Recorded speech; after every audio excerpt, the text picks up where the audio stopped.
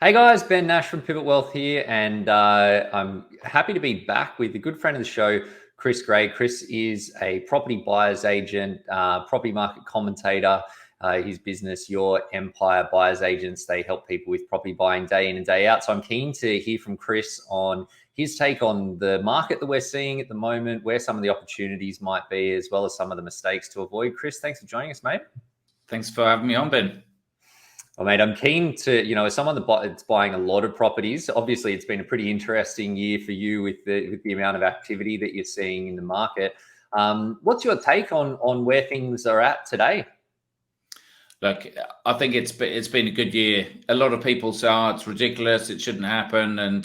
But I've seen these things happen pretty much every decade. So I think I actually retired from work at 31 when we had a boom in about 2000, 2002, and it was going up kind of 20% a year.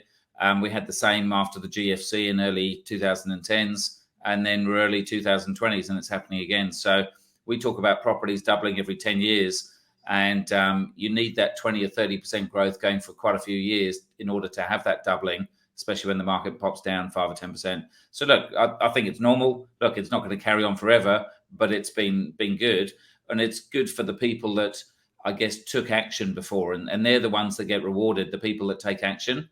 And the ones that have sat on the fence and in 1819, they were worried about the market crashing, and then they were worried about the banking commission, and then the credit crunch, and then COVID.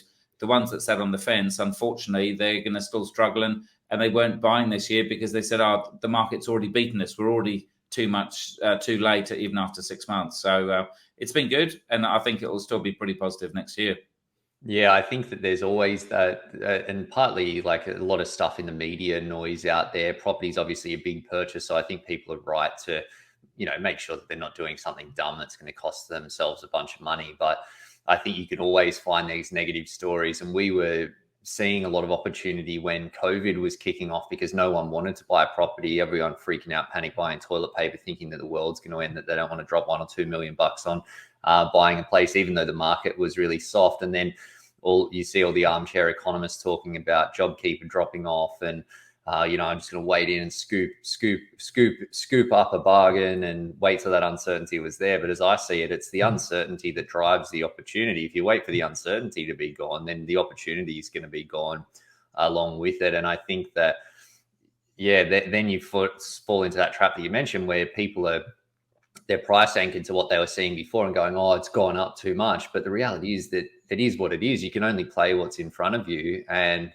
yeah, the market might soften a little bit, although it doesn't tend to really happen that much if you look back through history. But if you look back 10 years from now, 20 years from now, you're probably unlikely to be kicking yourself that you paid 10 or 20 or 30% more when the prices have just continued to run from there.